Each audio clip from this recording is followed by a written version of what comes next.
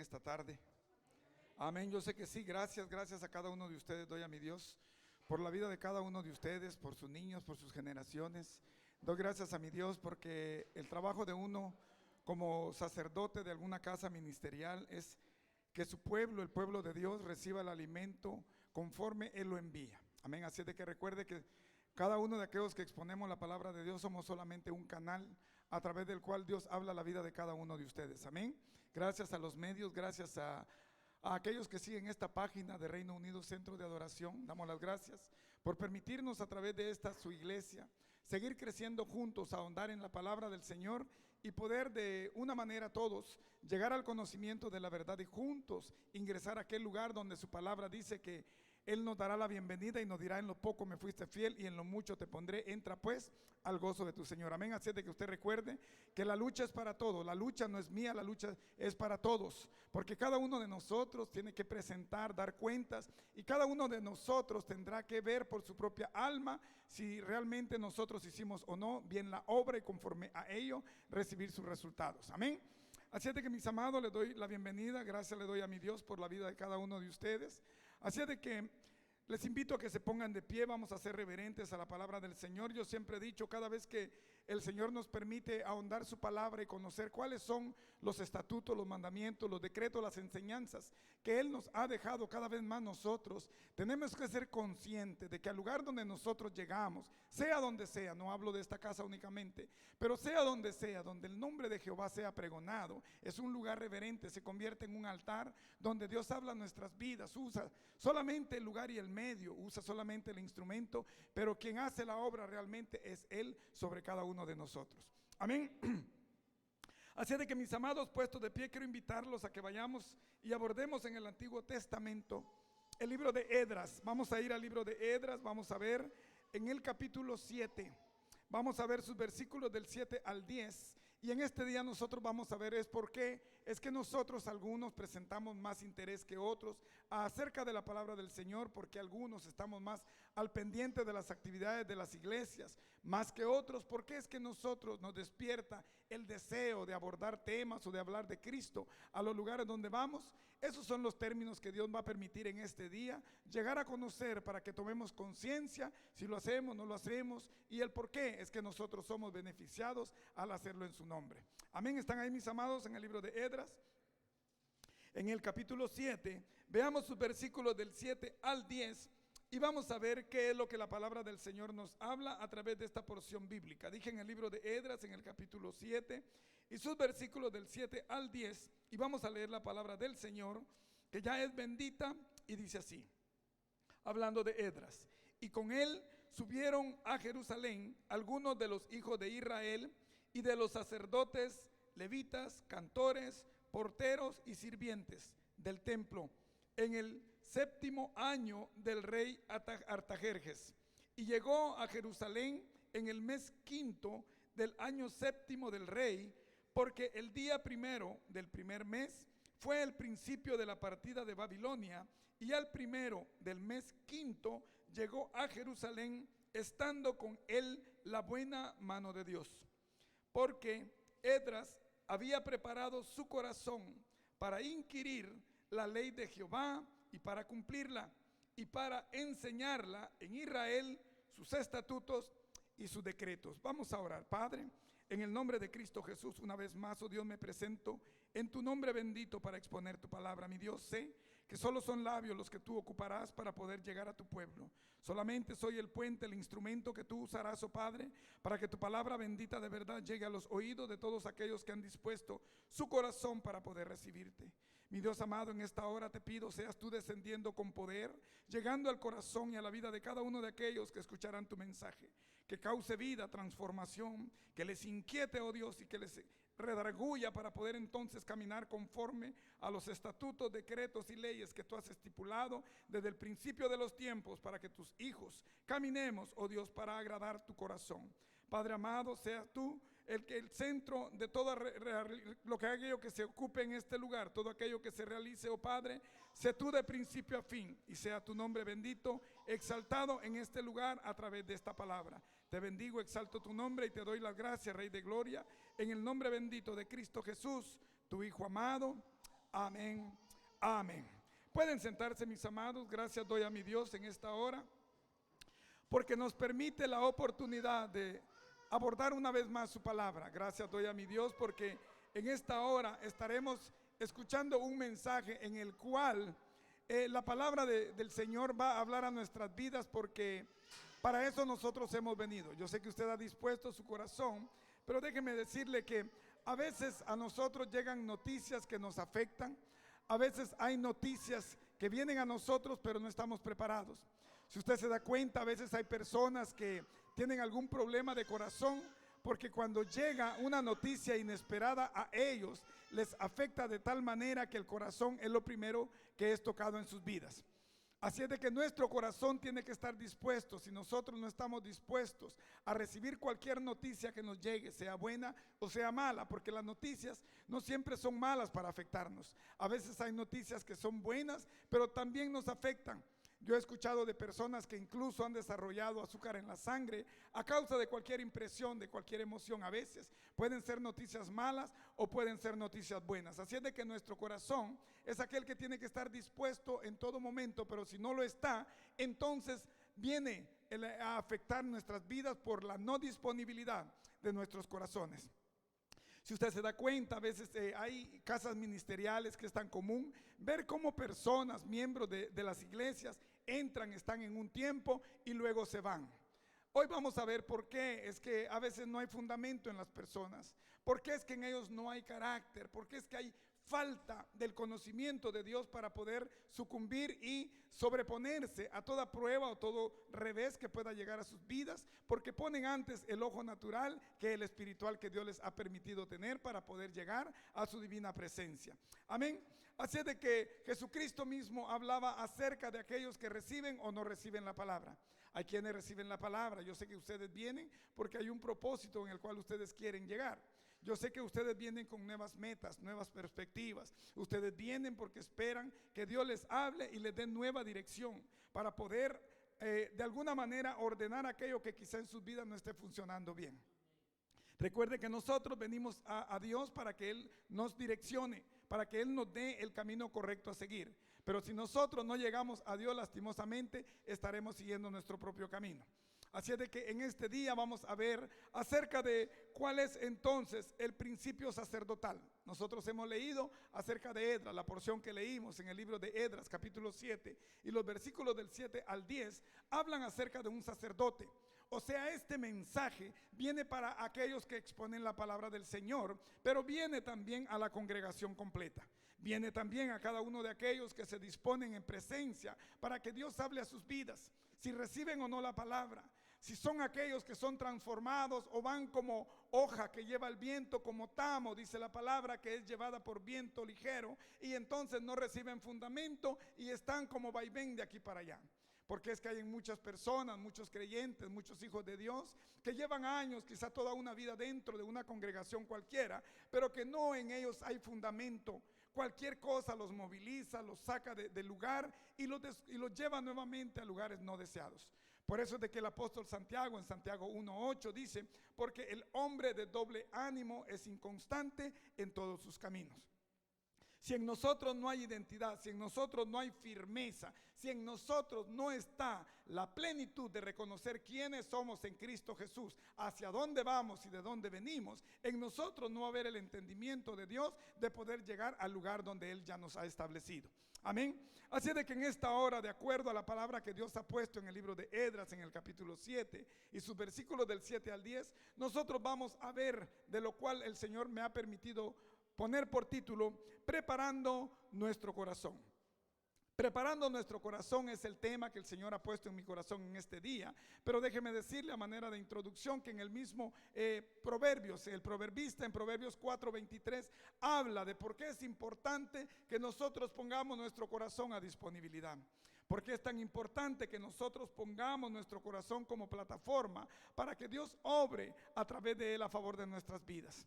En el libro de Proverbios 4:23 la palabra dice: sobre toda cosa guardada, guarda tu corazón, porque de él mana la vida. Así es de que de Él vamos a hablar en esta hora, porque es que nosotros disponemos o no disponemos nuestro corazón, porque es que nosotros recibimos reveses y pensamos que estar presentes, que oír lo que oímos, eso nos va a sacar y nos va a fundamentar para tiempo difícil que pueda llegar a nuestras vidas. Sin embargo, en esta hora nosotros vamos a ver que el venir a una iglesia no es cuestión de presencia, sino es cuestión de actitud. Nosotros llegamos a una iglesia, pero llegamos con perspectivas diferentes. Nosotros llegamos no nada más a un servicio más. Recuerde que el domingo pasado tuvimos un servicio con la bendición de Dios y en la cual nos gozamos, disfrutamos. Pero este no es otro servicio, sino es un servicio especial, es un servicio único. El servicio que hoy estamos teniendo no se volverá a repetir aunque se diera el mismo tema. O sea, cada servicio tiene su importancia, puesto que es único, es genuino. O sea, no hay copia en los servicios. Puede haber, dije ya, el mismo tema, sin embargo, la manera en la que Dios habla en nuestras vidas siempre es diferente. Amén. Así es de que cuando nosotros comenzamos viendo en este libro de Esdras, si usted quiere puede llegar, en el libro de Esdras, en el capítulo 1 y su versículo 1, vamos a ver el principio de por qué es que la palabra del Señor es importante que se establezca. Vea usted lo que dice en el libro de Esdras, en el capítulo 1 y su versículo 1. Dice así: en el primer año de Ciro, rey de Persia, para que se cumpliese la palabra de Jehová por boca de Jeremías, despertó Jehová el espíritu de Ciro, rey de Persia, el cual hizo pregonar de palabra y también por escrito por todo su reino, diciendo: así ha dicho Ciro, rey de Persia, Jehová, el Dios de los cielos, me ha dado todos los reinos de la tierra y me ha mandado que le edifique casa en Jerusalén, que está en Judá. Amén. Vea usted cuál es la importancia. O sea, Dios ya tiene establecido aquello que va a hacer. Si usted se da cuenta, realmente Ciro era uno que ni había nacido siquiera cuando la palabra, la profecía de Dios ya había sido establecida. Por boca de Jeremías, en Jeremías 29, Dios estableció de que su pueblo sería llevado a causa de la idolatría, a causa de la desobediencia de su pueblo Judá, de los judíos, y sería enviado a Babilonia. Por 70 años sería llevado en cautiverio a causa del mal transitar en Dios. Pero vea usted cuán importante es que nosotros veamos que en la palabra del Señor se establece un principio al cual Él solamente le da seguimiento. Para nosotros puede ser nuevo, pero Dios ya tiene establecido todo aquello que va a estipular. Por eso es de que en el libro de Daniel, en el capítulo 9, que no veremos, en el capítulo 9 de Daniel hay dos profecías que están establecidas a las cuales usted puede llegar en casa si usted quiere. Pero en el libro de Daniel, la palabra establece que Daniel, estando minuciosamente leyendo en el libro de Jeremías, entonces determina que el tiempo que Dios había establecido a través del profeta Jeremías ya tenía cumplimiento. O sea, en el capítulo 9 de Daniel hay dos profecías tan importantes. Una de ellas, que la primera, dice acerca de los 70 años que Judá estaría como exiliado en tierra babilónica. O sea, en ese entonces ya la profecía había llegado a su cumplimiento, puesto que Daniel ya la había determinado. Por eso es que en ese capítulo 9 de Daniel se determinan dos profecías. La primera, que es cuando el pueblo de Dios cumple sus 70 años como exiliado en Babilonia, y luego vienen las 70 semanas del pueblo de Dios, o sea, de Israel. Dos profecías tan importantes: 70 años de cautiverio y 70 semanas que Dios establece para su pueblo Israel, según lo que le dice al mismo Daniel 9:24, que entonces 70 semanas serían establecidas para él, para su pueblo y para su santa ciudad Jerusalén. Pero no hablaremos hoy de las 70 semanas del pueblo de Dios de Israel, no. Hablaremos ahora acerca de los 70 años de cautiverio a los cuales Dios envió a aquellos que habían caído en apostasía, que habían caído en idolatría, que habían caído en prostitución doctrinaria, puesto que se habían salido de la verdad de Dios y habían llegado a diferentes dioses para seguirlos y dejar al único Dios vivo y verdadero, que los había puesto como modelo, como ejemplo, para que los países de todos los entornos reconocieran que el Dios de Israel era el Dios único, vivo y verdadero, al cual debían ellos seguir, porque era el ejemplo de vida que Dios estaba poniendo a través de su pueblo escogido. Amén. Así es de que cuando nosotros vemos ese principio, nosotros vemos que en el principio, la palabra dice en el capítulo 1 y el versículo 1, que Dios entonces despierta el espíritu de Ciro, el espíritu del rey persa. O sea, Dios despierta el espíritu. ¿Qué significa eso entonces? Que el espíritu de Ciro estaba dormido esperando por un lapso de tiempo el cumplimiento para algo. Yo no sé si usted me entienda esto. Lo que estoy diciendo es que hay cosas que en la vida nosotros tenemos que transitar, que caminar. Lo hacemos en penumbra, pero hay un momento en el que Dios establece su verdad en nuestras vidas, toca nuestros corazones, inyecta en nosotros su presencia, y entonces aquello que estaba dormido, aquello que era nubosidad, viene la revelación de Dios, abre nuestros ojos espirituales, y todo aquello que no era a través de la presencia de Dios en nuestras vidas, entonces viene a ser hecho a causa del despertar en nuestro espíritu. Amén. Nosotros hacemos cosas que ahora nos damos cuenta que antes lo hicimos y fue malo. Ahora usted se da cuenta que cosas que hizo antes no eran las correctas, pero ahora no las hace puesto que ya entiende. Su espíritu ya se despertó, su espíritu ya no está en la condición en la que estuvo antes, para reconocer cuál es ahora la nueva postura en Cristo, de la cual usted ahora tiene que caminar conforme al propósito de Dios establecido. Amén. Pero ¿qué es lo que Dios nos va a hablar a través de esta palabra de Esdras? Cuando usted ve unos capítulos anteriores, usted mirará que ciertamente Judá fue llevada por Babilonia como en cautiverio. Pero la palabra establece que cuando se cumplieron entonces los 70 años que Dios había establecido en profecía a través de Jeremías, entonces comienzan los viajes nuevamente para regresar a la tierra prometida. Nuevamente vienen los viajes para regresar a Jerusalén. Por eso es de que en el capítulo 1 y el versículo 1 dice que Jehová despertó el espíritu de Ciro, y entonces Ciro hizo pregonar de palabra y por escrito aquel decreto en el cual él daba a conocer que aquellos que fueran del pueblo de Dios estaban en la libertad de regresar nuevamente a su pueblo, de regresar nuevamente a Jerusalén. Y entonces Dios puso en el corazón de Ciro alguien que no era de su pueblo, puesto que Ciro era un rey persa, pero Ciro era un gentil, puesto que no era del pueblo llamado de Dios, no era un judío. Sin embargo, Dios usa instrumentos los que Él quiere, porque su palabra misma dice que Él, incluso de las piedras, Él hace predicadores, de las piedras Él hace hablar su verdad. Todo aquel que se dispone, entonces Dios usa como instrumento para poder llevar su verdad a todo oído que se abre. Amén.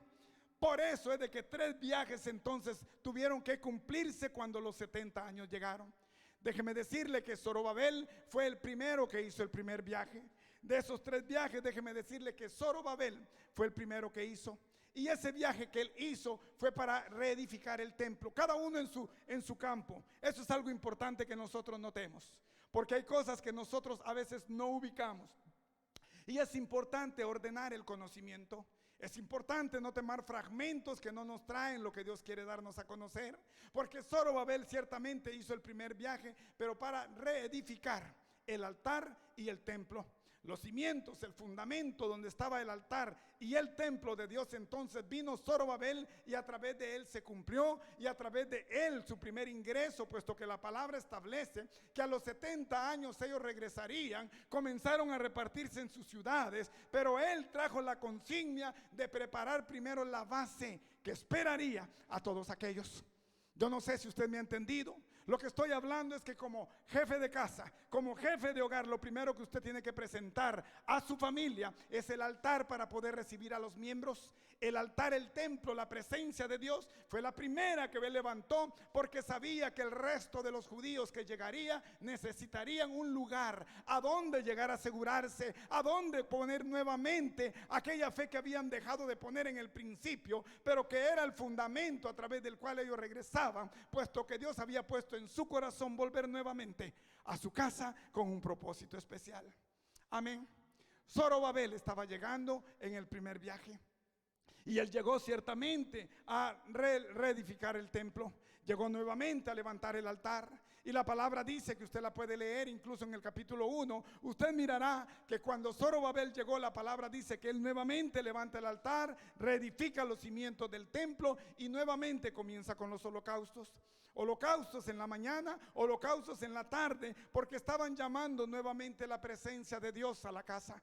Si usted se da cuenta, lo que le estoy diciendo es, si el altar está edificado, si el cimiento en la casa está preparado, si la presencia del Dios viviente está ahí presente, los holocaustos, la fragancia, todo lo que nosotros hagamos en obediencia para poder llamar a la presencia de Dios, entonces Dios se agrada, hace descender su presencia, y en ese nuevo altar la reedificación que hicieron nuevamente es fragante a la presencia del Dios viviente.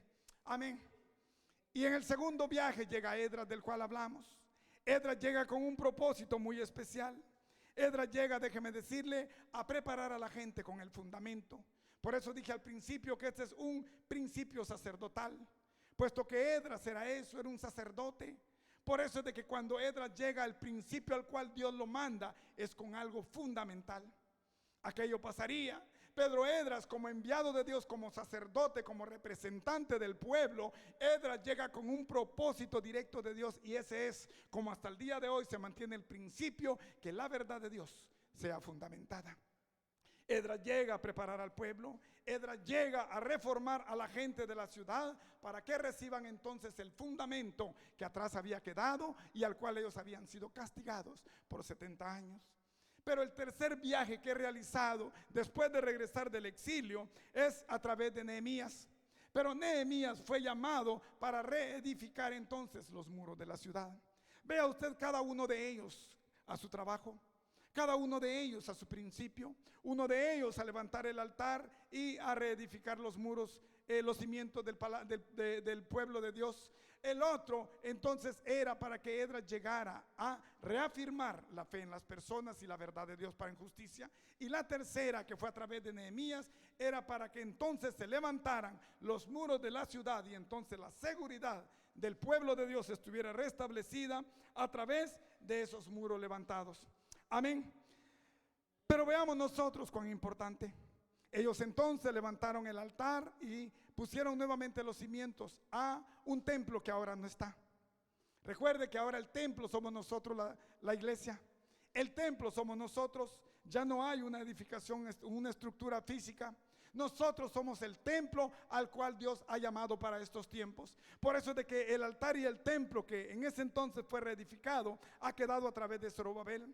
Y la tercera, que fue a través de Nehemías, para poder venir a levantar los muros que resguardaban en seguridad al pueblo de Dios, también ha quedado. Puesto que nosotros no somos parte del pueblo de Dios, no pertenecemos a una ciudad que no es la nuestra, no pertenecemos a un Israel, estructura física acá en la tierra, sino pertenecemos, la palabra establece en Gálatas, que somos de la nueva Jerusalén, aquella Jerusalén donde dice la palabra que es luz, es libre, y sobre esa libertad usted y yo como hijos de Dios caminamos. No caminamos sobre la Jerusalén física, no caminamos sobre la capital de Israel, nosotros caminamos sobre la nueva Jerusalén, el monte de Sión, el monte de Dios establecido en el tercer cielo, porque esa es la promesa dada a la iglesia. No fue dada a la iglesia Jerusalén física, pero sí fue dada a Jerusalén espiritual, la cual nos está esperando en el momento en el que Cristo haga descender su presencia y llame a cada uno de aquellos que hemos caminado en su nombre, para entonces ser raptados, ser arrebatados y llegar a la presencia misma del Dios viviente a través del rapto que Cristo vendrá a hacer a su bendita iglesia. Amén. Pero ¿qué es lo que nosotros vamos a establecer? Ciertamente tuvimos la lectura de Esdras porque es el sacerdote.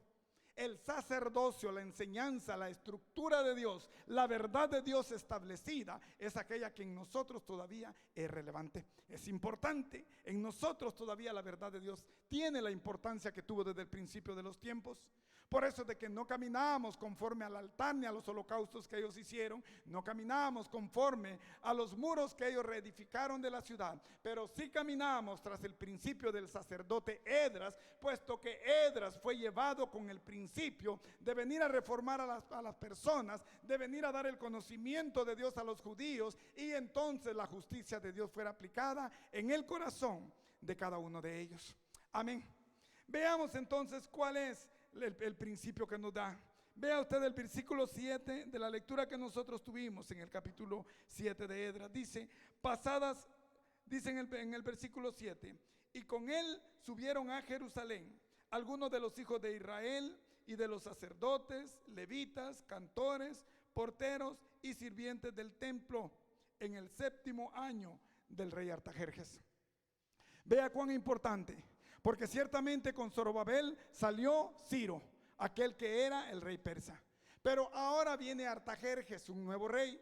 Viene Artajerjes en el tiempo de Esdras y entonces le da la libertad. Tan es así que vamos a ver más adelante que él saca una carta para darla a conocer a sus provincias. Era tanta la presencia de Dios en Esdras, era tal el poderío de Dios en Esdras, que dice que el rey mismo Artajerjes dijo que a Esdras se le diera todo en todo lugar donde fuera y que no se le estipulara ninguna cosa, que se le entregara todo, incluso de sus 7 orientadores, de los 7 que él tenía como parte de su gabinete. Dice que entregaron oro, entregaron plata, entregaron tesoros, e incluso en la orden del rey salió que todos aquellos que quisieran le entregaran ofrendas voluntarias a Esdras. ¿Con qué? Con el único propósito de lo que Dios había puesto en su corazón, en el propósito de que los bienes que ellos llevaran, los tesoros, fueran aquellos que se llegaran y fueran nuevamente a preparar el lugar para que la fragancia de Dios fuera establecida. La palabra dice que desde el tiempo de Ciro, Ciro mismo mandó todo aquello que había sido robado en el tiempo de Nabucodonosor. Y nuevamente vuelven los utensilios, nuevamente vuelve la propiedad al templo de Dios, nuevamente vuelve la belleza física, el oro, la plata, todos los tesoros que habían sido robados, vuelven nuevamente a través de estas grandes encomiendas.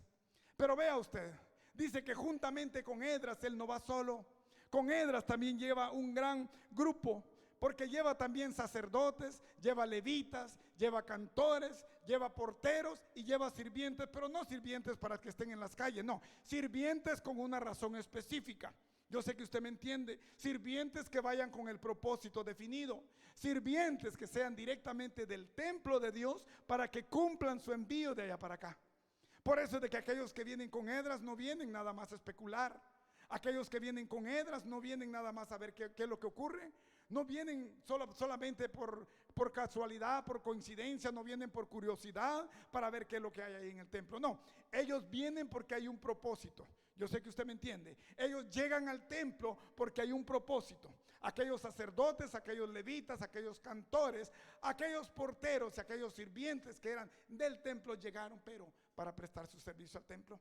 Vea usted cuán importante es para que nosotros reconozcamos que al lugar donde ellos fueron llevados ya había un propósito puesto en sus corazones. Llegar a servir era el deseo de ellos. Llegar a agradar a Dios, puesto que después de 70 años Dios los había sacado de un cautiverio, del cual usted, si usted se quiere dar una idea, vaya al libro de Habacuc 3:17 y usted encontrará cuando Habacuc está viviendo un tiempo tan difícil ahí en Babilonia, en el cual incluso Habacuc cuestiona a Dios y le dice: Señor, ¿por qué tú nos has puesto a nosotros como rehenes siendo tu pueblo y has tomado a un pueblo que es más pecador que nosotros para que tu castigo de juicio venga a nuestras vidas? Por eso usted mira en el libro de Habacuc 3:17 cuando Habacuc dice: aunque la higuera no florezca, ni en las vides haya fruto, aunque no se recoja el producto del olivo, ni los labrados den mantenimiento, aunque sean quitadas las ovejas de la majada y no hayan vacas en los corrales, con todo y esto yo me alegraré en Jehová y me gozaré en el Dios de mi salvación, el cual ha puesto mis pies como de sierva y en mis alturas me ha hecho ver. Porque nosotros cuando vemos las circunstancias, déjeme decirle que entonces vemos el problema que nos ahoga cada vez más y más. Yo vengo a exponer a un Dios del cual usted, sin importar la situación por la que esté pasando, hay un Dios que yo vengo a pregonar en esta hora, el cual tiene el poder, puesto que es omnipotente, y Él tiene el poder para llegar entonces y sacarlo de cualquier circunstancia en la cual usted pueda estar viviendo en esta hora. Amén. Por eso es que dice en el versículo 7 que Esdras subió a Jerusalén, subió de Babilonia. ¿Qué era Babilonia en ese entonces? Babilonia, déjeme decirle que era la ciudad más importante de la Mesopotamia. Era la ciudad más importante de aquello que se conoce como tierra entre ríos, Tigris y el Éufrates, aquellos que circundan una porción de tierra. Era aquella ciudad más famosa de ese lugar. Pero lo establecido en la salida de Esdras es que él sale ciertamente de Susa, la capital de Persia, pero transita aproximadamente 1500 kilómetros Por eso, si usted se da cuenta, en el versículo 7, vemos que a él le lleva un lapso de 5 meses llegar a ese lugar. ¿Por qué le lleva tanto tiempo? ¿Por qué durante 5 meses el corazón de Esdras va dispuesto sin importar toda la situación por la que esté pasando? Déjeme decirle que ellos recorrieron ciertamente aproximadamente 1500 kilómetros en ese recorrido. Una porción de 5 meses, porque si se da cuenta en el versículo 7, dice que ellos salieron el primer día del primer mes y llegaron el primer día del quinto mes. Lo cual nos da como respuesta un lapso de recorrido de 5 meses que a ellos les llevó. Pero vea qué importante es que nosotros entendamos cuál era la fe que Esdras tenía como sacerdote. ¿Cuál es la fe que nosotros tenemos como padres de familia? Recuerde que nosotros somos puestos por Dios como sacerdotes de hogar. Usted y yo somos puestos como guías, como ejemplo, como modelo de nuestras generaciones. Si nosotros no modelamos, nuestras generaciones también se perderán. Porque el modelo que Dios está buscando es aquel que disponga su corazón para que la obra suya llegue y penetre y haga vida a través de nuestro testimonio. Amén. Pero ¿por qué era que Esdras iba tan confiado? Vea usted, Esdras tenía que recorrer un lapso como de 1500 kilómetros y era un desierto de peligro. Usted no crea que la sociedad era como ahora. Ahora usted transita en carro, usted dice voy a ir a tal o cual lugar sin el peligro de que alguien pueda asaltarlo en la carretera, al menos no en este tiempo acá. En ese entonces Esdras y toda su comitiva tuvieron que recorrer por desiertos en los cuales habían muchos ladrones y asaltantes. Sin embargo, la fe de Esdras era tal que incluso tuvo la vergüenza, dice la palabra, de decirle siquiera a Artajerjes que le pusiera gente para que lo llevara con seguridad. Vea usted hasta dónde estaba la confianza de Esdras.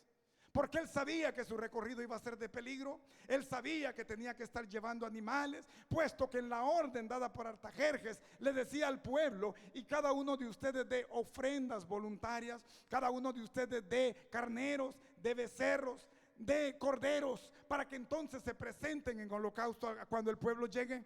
O sea, ellos llevaban una gran comitiva. Ellos no iban 2 que 3 personas. Era un grupo tan grande, sin importar qué era lo que iba a pasar por el desierto. Pero Esdras iba confiado, puesto que en él había una presencia del Dios viviente. ¿Por qué cree usted que Esdras no caminó y le pidió a Artajerjes que le diera seguridad? ¿Por qué cree usted que si él tenía el derecho, de acuerdo a Artajerjes, de decirle: hey, ponme guardia para que me custodie desde mi salida hasta mi llegada a Jerusalén? ¿Por qué él no lo hizo? Porque Esdras supo que si él decía eso a Artajerjes, entonces Artajerjes iba a pensar de que Esdras no confiaba plenamente en la seguridad en la que Dios lo resguardaría en el recorrido. ¿Hemos hecho nosotros eso alguna vez? ¿O hemos pedido ayuda a otros sin tener la confianza de lo que Dios puede hacer en nosotros? ¿Ha venido a nosotros alguna situación difícil y hemos mejor buscado ayuda en diferentes medios antes que llegar al centro de donde la respuesta puede llegar? Déjeme decirle que a veces nosotros deambulamos por lugares que no son los correctos. Queremos llegar como el pueblo de Dios en el desierto por 40 años, queriendo entrar a la tierra prometida, pero teniendo que pasar demasiados obstáculos de tiniebla, demasiados obstáculos que a ellos los retenían, puesto que en la noche Dios les ponía luz y en el día ciertamente los cubría del calor, pero habían situaciones en ellos que le parecían adversas. En nuestras vidas hay situaciones que nos hacen pensar que nosotros caminamos ciertamente y pregonamos que Dios es nuestro Dios. Jehová, el gigante, el todopoderoso, marcha frente a nosotros, venciendo toda batalla a nuestro favor. Pero que en el momento que llega la prueba a nuestras vidas, que en el momento en el que la situación es contraria a lo que nosotros esperamos que llegue a nuestras vidas, vea usted por qué era entonces que Esdras tenía tal confianza, por qué en él había tal seguridad de que Dios lo llevaría. Porque dice ahí mismo: porque la buena mano de Dios estaba sobre él como protección. Vea usted la seguridad que Esdras tenía. ¿Por qué estaba la buena mano de Dios sobre Esdras? ¿Por qué aquel sacerdote que había prestado su corazón para que Dios lo usara? ¿Por qué era que la mano de Dios estaba sobre Esdras? ¿Por qué era que había encontrado gracia delante del rey de Persia, Artajerjes? ¿Por qué era que aquel rey le daba seguimiento a aquel edicto que había sacado Ciro, luego Darío, y ahora estaba entonces en manos de Artajerjes? ¿Por qué era que Esdras había encontrado delante del rey tal gracia que le diera incluso la autoridad de tomar cualquier cosa de cualquier lugar, fuera oro, fuera plata, fueran cosas preciosas, sin que nadie se lo impidiera. ¿Por qué era que la gracia de Dios establecida en Esdras le daba el poder para transitar por los lugares sin tener el peligro de que fuese matado, o encontrar la gracia para poder recibir aquello que quizá como persona no hubiera podido recibir? ¿Por qué era que la gracia llegaba a Esdras? Déjeme decirle que hay un principio muy importante del cual nosotros tenemos que abrazar en esta hora. ¿Esperamos gracia de Dios? ¿Queremos que Dios responda a nuestras peticiones? ¿Queremos que Dios nos dé respuesta a todo aquello que nosotros le pedimos? ¿Habrá un principio en nosotros que no está funcionando bien? ¿Será que las palabras de Santiago 5:16, porque la oración eficaz del justo puede mucho, en nosotros no es real? ¿Será que hay algo que falta en nuestras oraciones o en nuestro estilo de vida, del cual Dios usa como excusa para no dar respuesta a nuestras peticiones? Déjeme decirle que la respuesta a todas estas inquietudes, a todas estas preguntas, se encuentra precisamente en el versículo que es el clave, del cual Dios me permite en esta hora abordar, en estos últimos minutos, con la eficacia de lo cual el mensaje es llamado así. Por eso es que nosotros caminamos ciertamente manteniendo nuestro corazón, disponiendo nuestro corazón, poniendo nuestro corazón al servicio de Dios. ¿Y cómo lo vamos a poner nosotros? ¿Cuál es la respuesta que Dios enviará a nuestras vidas? ¿Cómo llegará el resultado de aquello que hemos estado esperando? Le invito, si usted quiere, a llegar al mismo libro en el versículo 10. Ahí está el centro del mensaje. Y ahí está la razón por la cual usted, si usted siente que ha vivido muchos años en el evangelio, si usted siente que quizás llega a una iglesia y lo que menos le importa es el mensaje, porque se recuesta en cualquier hombro, porque le habla a cualquier hermano, porque toma cualquier celular en el momento que sea, porque está haciendo cualquier cosa menos escuchar el mensaje de Dios, déjeme decirle que a su vida llegarán reveses. Y llegarán no porque yo lo digo, sino porque la palabra establece que en el momento que nosotros nos salimos de la dirección que Dios quiere que nosotros estemos, automáticamente estamos fuera de su cobertura. A veces nosotros decimos, ¿por qué es que me pasa esto o aquello? Pero ¿cómo tú actúas delante de Dios? ¿Qué reverente eres tú cuando Dios está hablando a tu vida? ¿Cuánto has recibido de Dios en el tiempo que llevas en el evangelio? ¿Cuántos años llevas dentro del evangelio? ¿Y cuántas almas han llegado a la presencia de Dios escritas en el libro de la vida por el testimonio que tú has llevado del evangelio? Jesucristo dijo, el evangelio ciertamente no es para todos, sino solo para aquel que lo recibe. Porque todos pueden escuchar un mensaje, pero Cristo dijo, hay uno que otro que lo recibe y lo pone por estilo de vida para ser transformado y ser alguien diferente. Caminamos nosotros a veces dentro de congregaciones, llegando a lugares quizá masivos, y pensamos que solo con el llegar Dios nos va a dar respuesta.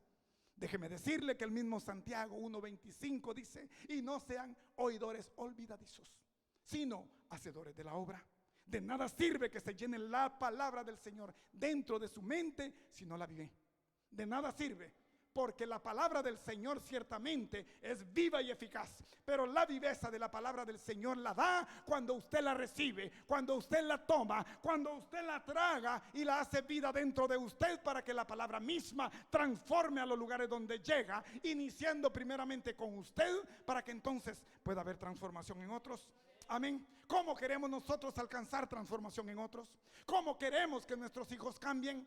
¿Cómo queremos que nuestros padres dejen la mentira para entrar a la verdad si nosotros mismos no hemos dado el paso? ¿Cómo queremos nosotros que la situación en nuestro círculo cambie si nosotros mismos seguimos haciendo las mismas obras? Transformar significa hacer a alguien diferente. Por eso es que el apóstol Pedro dice en el libro de Hechos 3:19, hablando a los judíos, y les dice, varones judíos, arrepentidos y transformados, para que sean borrados vuestros pecados, para que vengan de la presencia del Señor tiempos de refrigerio.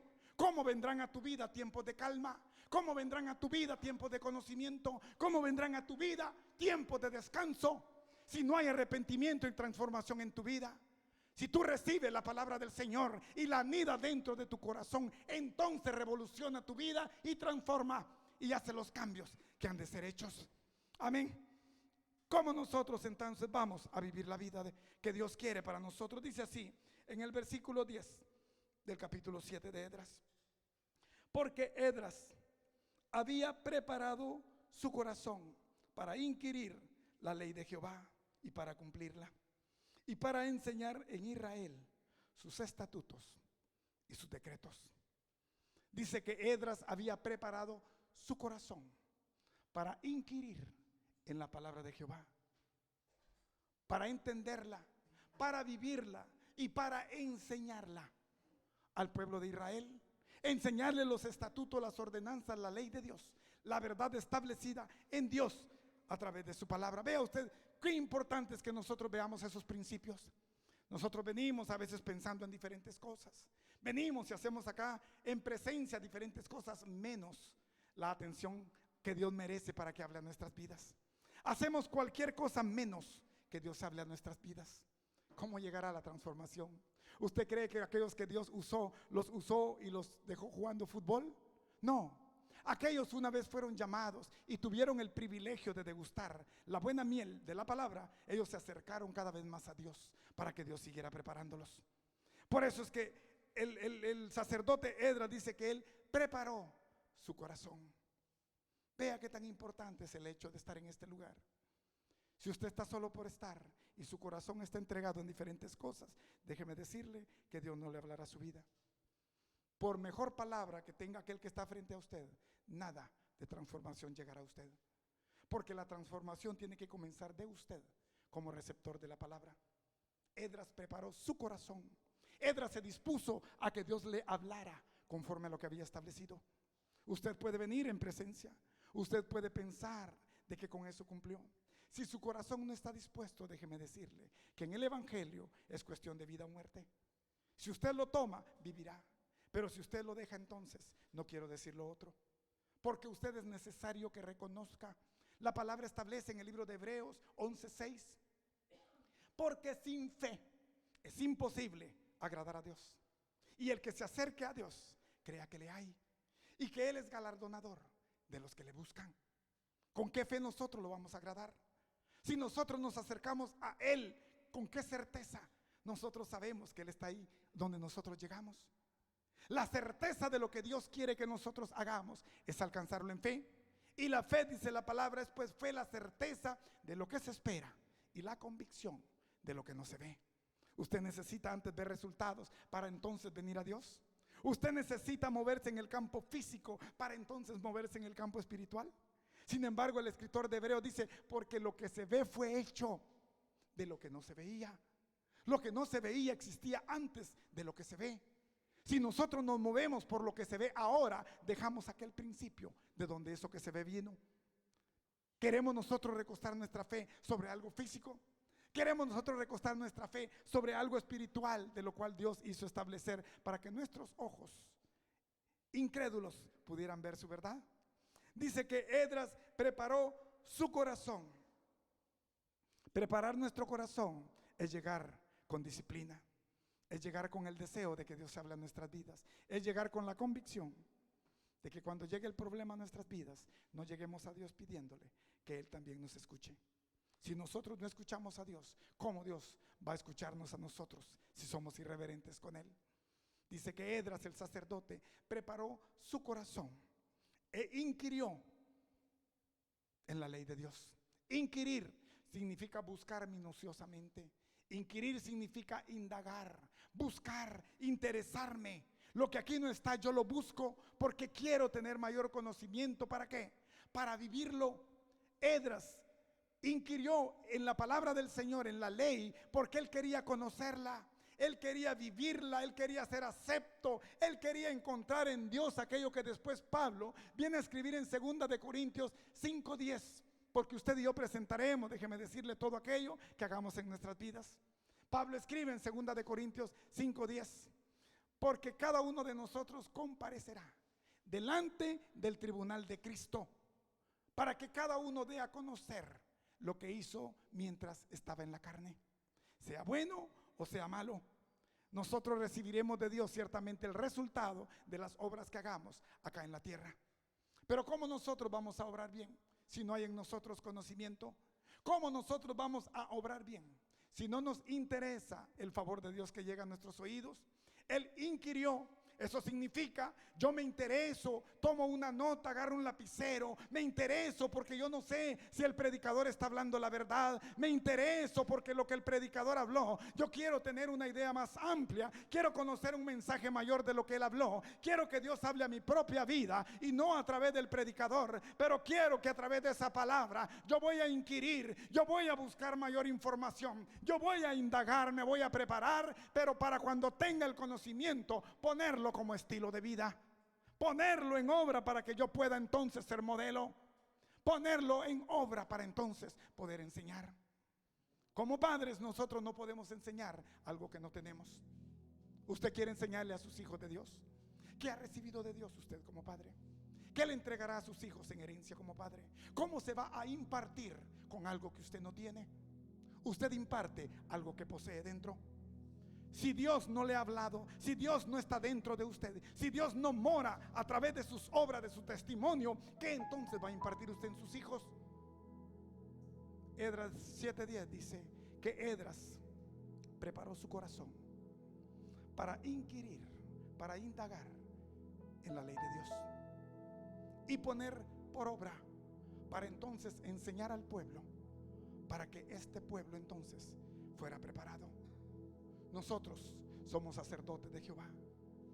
La palabra establece que en Cristo Jesús nosotros hemos sido puestos como reyes y sacerdotes y reinaremos por 1000 años con Cristo cuando descendamos como iglesia, y todo aquel que llene el requisito será puesto como juez para poder juzgar a las naciones penitentes. ¿Se cree usted sacerdote? ¿Cree usted que hay demanda para usted como sacerdote? ¿Cree usted que estar sentado en una casa ministerial es suficiente y Dios entonces habla a su vida y deja que las cosas queden a un lado? Hay demanda de parte de Dios, déjeme decirle, porque la palabra de Dios llega a nosotros a ser efectiva, no por oírla, llega a ser efectiva para ponerla por obra. Por eso es que el apóstol Santiago dice en Santiago 1:25: y no seáis oidores olvidadizos, sino hacedores de la obra. Todo aquel que oye la palabra del Señor y no llega a él el conocimiento suyo, déjeme decirle que no tiene nada que impartir. No lo digo yo, lo establece la palabra.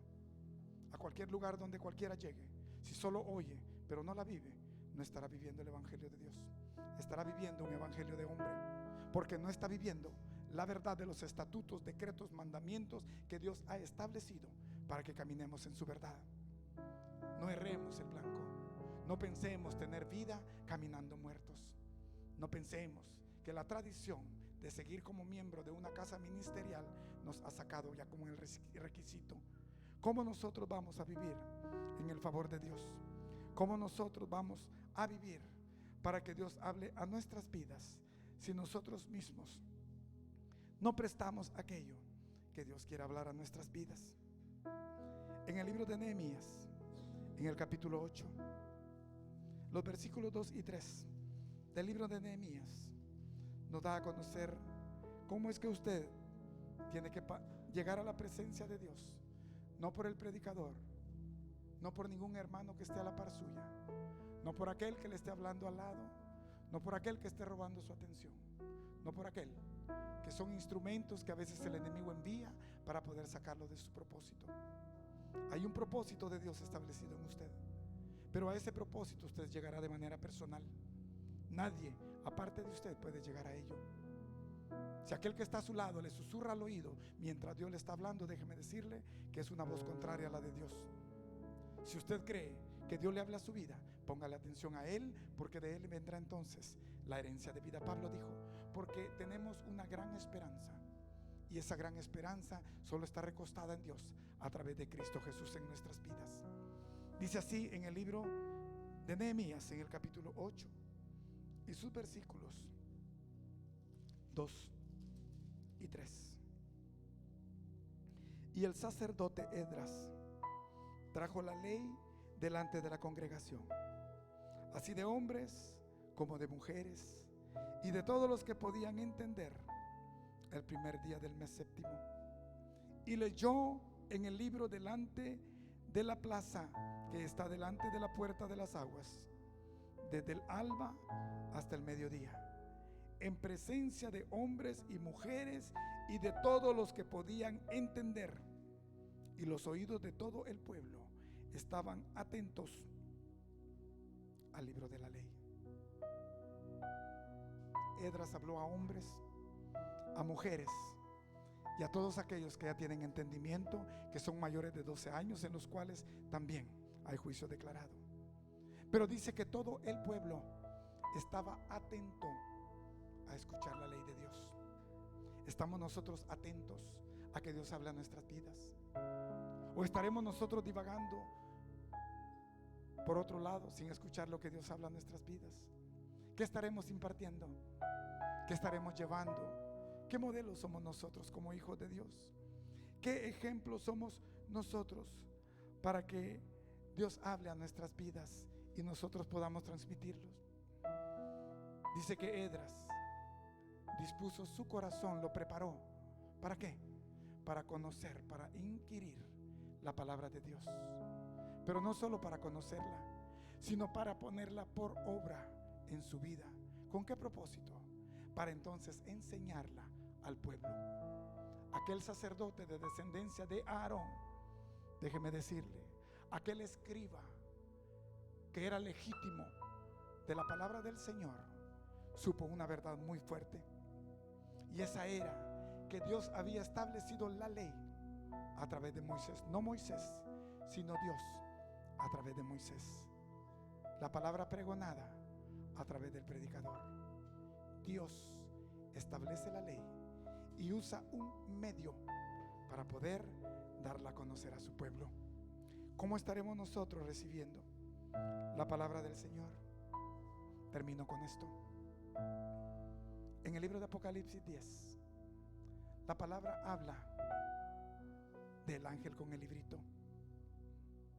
Pero la palabra dice que entre todo lo que ocurrió, en el versículo 8, el apóstol Juan dice que escuchó por segunda vez una voz del cielo que le dijo: ve y toma el librito de la mano del ángel. Pero dice que cuando él llega en el versículo 8 a tomar el librito de la mano del ángel, el ángel le dice: toma y cómelo. Te será amargo en el vientre, pero en tu boca será dulce como la miel. Amargo en tu vientre y en tu boca dulce como la miel. Pero le dijo: toma y cómelo. Cómelo significa hacer nuestro lo que Dios envía a nuestras vidas. Así como Jehová le dijo a Ezequiel: hijo de hombre, cómete el rollo, cómete el conocimiento, para que sepas lo por venir. Así nuevamente, a través de este ángel, Jehová le dice a Juan: tómalo y cómelo. Pero la palabra dice que una vez él lo comió, ciertamente le fue amargo en su vientre y le fue dulce como la miel en su boca. ¿Qué significa eso? ¿Usted escucha la palabra de Dios? ¿Le parece desagradable? ¿Le parece agradable, dulce? ¿Le parece que es miel a su boca? ¿Le parece que la verdad de Dios, que es viva y eficaz, tiene la capacidad de transformar su vida porque trae tal deleite? ¿Le parece que lo amargo en su vientre es porque después de saborear la miel de Dios a través de su palabra, hay una demanda de la cual le dice también el ángel al apóstol Juan en el libro de Apocalipsis 10:11: Juan, levántate y profetiza otra vez sobre pueblos, naciones, tribus y reyes. ¿Cuál es lo amargo de la palabra del Señor en usted?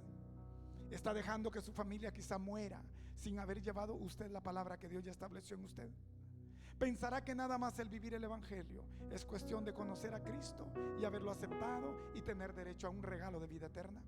¿O estará usted en la amargura en su vientre de reconocer que si la palabra dulce que llegó a su paladar, a su boca, usted no la llevó para que otros también se agradaran de ella, entonces la amargura de los juicios, la amargura de la condenación llegará a todos aquellos a causa de que después de probarla usted no fue capaz de llevarla?